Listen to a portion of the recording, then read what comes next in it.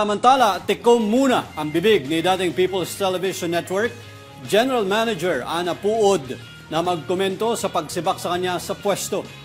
Ito ay matapos italaga ni Pangulong Bongbong Marcos ang kasalukuyang tagapagsalita ng Department of Migrant Workers at dating reporter ng PTV na si Toby Nebrida bilang bagong GM.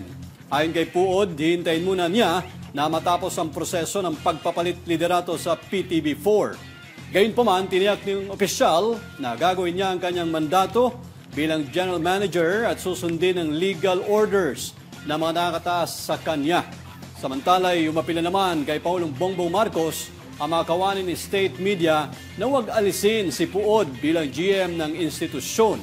Ayon kay PITEA board member Irene Borja, ngayon lamang daw sila gumawa ng gayitong panawagan na may manatiling general manager na taliwas sa kanilang mga dating panawagang sibakin sa pwesto ang kanilang boss.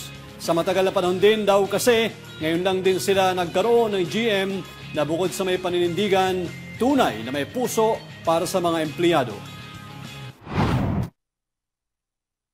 Ngayong tinanggal niyo na po si GM, papaano na po kami na umaasa sa matagal na po namin gustong mangyari? Tulungan niyo po kami.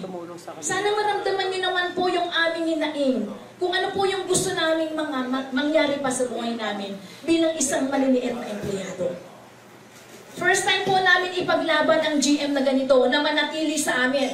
Dati po ang pinaglalaban namin, tanggalin niyo ang GM na yan sapagkat hindi po maganda ang kanyang ginagawa. But this is the first time na ipaglaban namin ng isang general manager manatili sa PTV.